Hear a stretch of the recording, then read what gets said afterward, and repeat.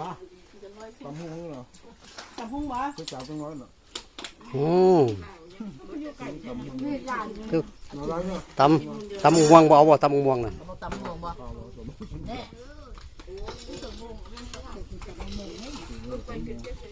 กินกับข้าวรสตำม่วงน่ะแซ่บ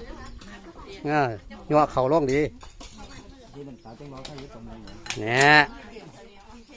น้ำตาลจะได้น้ำตาลบ่มี ยกเขาเลยยกเขาเลยจ่า